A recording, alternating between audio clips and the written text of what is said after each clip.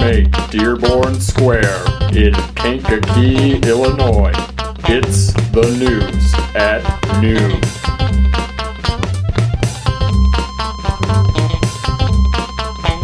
With your hosts Caleb Benoit and Mike Fry and the rest of the Daily Journal newsroom crew.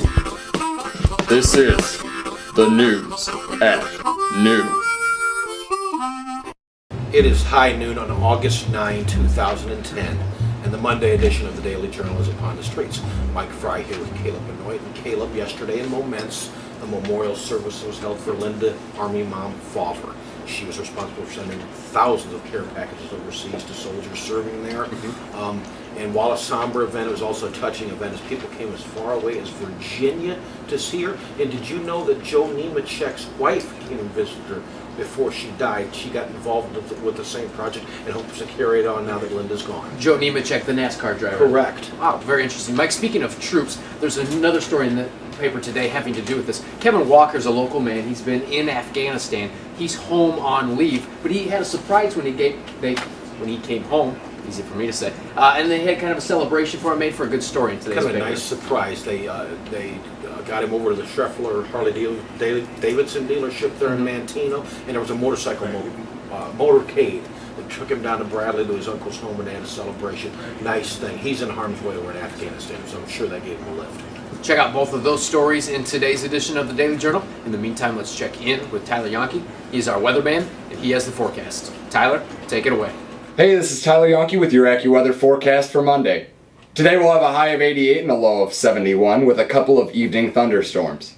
Tomorrow a high of 94 and a low of 73 with an early storm and more throughout the night. And Wednesday a high of 92 and a low of 74 with storms throughout the entire day. This is Tyler Yonke. Let's kick it back to the guys in the newsroom. Mike, we are back. It is Monday, and that means your weekly column is in today's edition. Mike, you write about a couple things that make you angry, and then you tell a pretty good story. Yeah, I'm peeved about these things for sure. Cost of gas went going up 40 cents a gallon last week. How am I supposed to get anywhere, Caleb? I mean, I like to walk, but there's some places I can't walk. Okay. That's one. Two, saw a news report, the price of wheat skyrocketing because Why does that bother you? There's a ban in Russia of wheat exports because of a feared famine. It bothers me because what is pizza made out of? What is the linchpin of pizza, if you will? Wheat?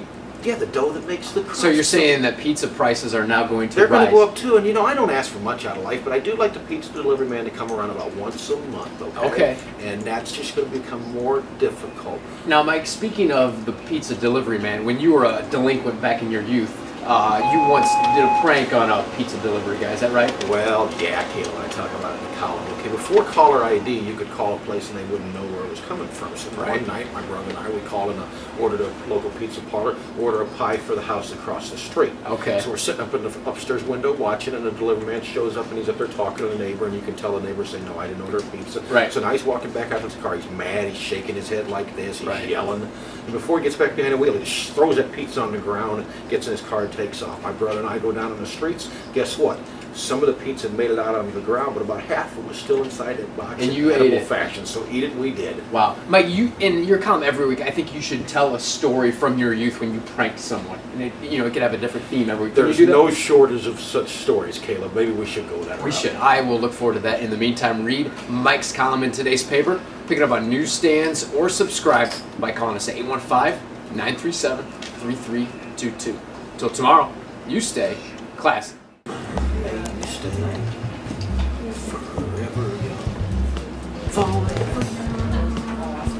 But did you know this? At the final bozo ever, the TV show, Billy Corgan appeared and did Forever Young.